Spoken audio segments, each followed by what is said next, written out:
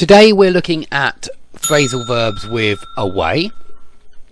Now I've tried to put some general meanings in the middle of the spidergram today because a lot of the phrasal verbs with away are connected by different ideas. Some of these phrasal verbs are connected by the idea of erosion, of wasting away, of something eroding or atrophy, this kind of idea that something is wasting away.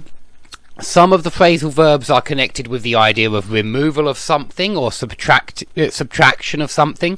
Remember that take away also means subtract, yeah? 5 take away 1 comes to 4. Remember that phrasal verbs with away are often related to disposing of something, like throwing something away or giving something away. And lastly, it's very often connected also to the idea of waste, that something has been wasted with some phrasal verbs, with these two, while away and fritter away, and probably some other ones too that I haven't remembered. So let's start with do away with, which has come up in a number of other classes. Do away with generally means abolish, get rid of, but perhaps abolish is even closer, because we often say, I don't know, some people might want to do away with income taxes, for example, get rid of them, abolish them. Okay, if somebody is put away, then it's the same as send someone down. The judge sent him down for 5 years. The judge put him away for 5 years. The judge gave him a 5-year prison sentence. So, put someone away, it means put someone in prison. Put someone behind bars is another expression. Now, a lot of these phrasal verbs here are going to be about the movement, and so when you back away, it just means go backwards when you're facing someone. You back away. Very similar to back off. Somebody might say back off, and they mean that you should go backwards, you should back away. So this is connected with the movement of going backwards. When you back away, you go further away from someone. That's the idea of the movement, further away. And the same if you run away, scurry away, go away, sneak away, slip away, creep away. Now these words, if you don't know what they mean, please check my vocabulary video about ways of walking, because lots of these are on that video, but they all mean go away. But if you sneak away, you do it very quietly, without anybody noticing. So it's exactly the same as this one, steal away. That may sound strange to you, but steal away means leave without noticing. So creep away, slip away, they're all very similar. And it all is about the motion. Stay away and keep away, I thought, were pretty clear. It means stay far away from something, or keep far away from someone, maybe. If you whisk someone away, usually that means you take them away on a holiday. Usually it's on a holiday, but you whisk someone away. Maybe you whisk your wife away on a romantic weekend. You whisk her off on a romantic weekend. This would be the same, really, just as whisk away. But here you're taking her away on a holiday. You can also see this, especially in literature, to spirit something or someone away, and it means to take someone or something away without anybody noticing. If someone is spirited away in the middle of the night, nobody notices that they have been removed. So spirit away is to take someone away without noticing. Steal away is when you go yourself, when you go away without anyone noticing. You sneak away or slip away. Now, if you get away, that means you managed to escape, The police were chasing the criminals, but they couldn't catch up with the criminals, and so the criminals got away. But you can also say they got away with the robbery, and that means they escaped unpunished from the robbery. So get away with something means not be punished for something.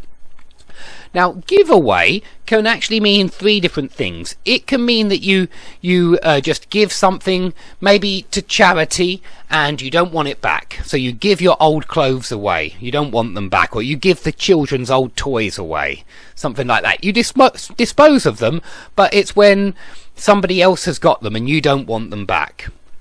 Now this can also be used in a slightly different sense with the bride. The father of the bride, on the wedding day, he gives his daughter away. And you might say, well, this is the same kind of thing, that he's giving her away to the husband and he's not going to take her back afterwards because she's married after that. But lastly, give away can also mean reveal or expose, because you might say something like this. You might say his accent gives him away as a person born in the northeast, or a person who grew up in the northeast. His accent gives him away. It reveals him to be a person from that area. So it can also mean reveal, and it is quite often used like that. A giveaway sign would be an indicator. If something gives you away, it indicates that you're something. So please remember that it means reveal as well. Now, if you chuck something away, it's exactly the same as throw something away. And I've just thought of another. Toss something away. This was in the IT crowd, so it's another good phrasal verb. They all mean the same thing. They all mean throw something away, get rid of something, dispose of something. Now, if somebody comes to your door and you turn them away, you refuse to let them in and you ask them to go away. So it's quite common if somebody annoying comes to your door, you probably will want to turn them away. Now, if you try to explain away some problems you've been having, you're trying to justify those problems in some kind of way with excuses. You're trying to minimize those problems with your explanations. And so you might say government ministers have tried to explain away the current rate of inflation, but it's not working. Yeah, their explanations aren't going down well. People aren't believing their explanations. So yeah, it's when you try and justify something with excuses, but it sounds like lame excuses. It sounds like poor excuses, and it sounds like they're not working. Okay, if you fritter away your money, then you waste your money. If you fritter away all the inheritance which you got from your great aunt, it means you waste it. You spend it on stuff which is absolutely unnecessary. You can see this with some slang words as well, with some swear words meaning squander as well. And you can also fritter away time, but time is very often used with while away. You can while away the hours learning to play guitar. Now here, I don't know if it's quite waste, because it sounds like you spend it quite pleasantly, but it still sounds while away. It sounds like killing time in some kind of way. And so it's related to wasting to a certain degree, but it sounds like a pleasant waste of time, I think, when you while away the hours doing something. Okay, so quite an interesting one there. If you can't tear yourself away from a film, it means it's fantastic. So it's just quite often used idiomatically to tear oneself away from, quite often in the negative. I can't tear myself away from this book, it's super. Okay, so if you get carried away, you get over enthusiastic about something. So maybe you get overexcited and perhaps you're arguing with someone and you get carried away and in the end you hit them. That would mean, yeah, you've got far too over enthusiastic and you got carried away. Your emotions took over and you couldn't stop them taking over your personality. So it could be positive or it could be, well, normally it's just neutral or negative. It's not usually positive when you get carried away, but it could be just neutral. Okay, slave away is when you work hard. You've been slaving away at work. This was on phrasal verbs with work, so you should have come across this phrasal verb before if you've been watching this phrasal verb course. Now, if you shy away from something, you avoid it. So generally, you might say people generally tend to shy away from discussing politics in public, something like that. They generally avoid doing that, and it's when you avoid doing something often for fear of embarrassment. I mean, that's where the word shy comes from. Yeah, so it's often used in those situations, but maybe not only. So let's just call it avoid certain situations. If you lock something away, then you're hiding it away, you're stashing it. Okay, if you lock something away, you're hiding it in a really difficult place so that nobody can find it. And if you're locking it away, nobody's going to unlock it. It's going away for a long time. And if you squirrel something away, this means you hoard it. And hoard means accumulate possessions or money or things, belongings. And so you might squirrel away some money every week in order to accumulate a lot of money, in order to save up a great deal of money and buy something nice. But you can also squirrel away possessions. You could squirrel away something that you're collecting and accumulate lots and lots of something.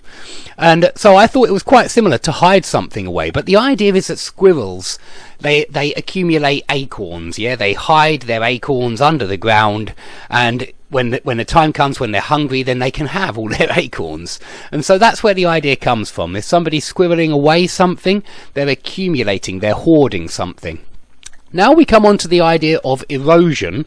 Now, if something is chipping away at your company profits, or eating away at your company profits, it means that it's reducing or weakening. I mean, here it's reducing your profits slowly, gradually, each and every month. It's chipping away at your profits.